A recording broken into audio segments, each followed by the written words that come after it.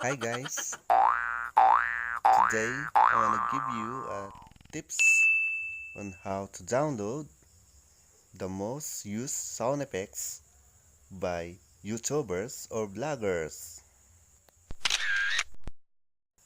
All you need to do is read my descriptions down below for the link, and don't forget to like my video, comment, and subscribe. Thanks for watching. Bye guys.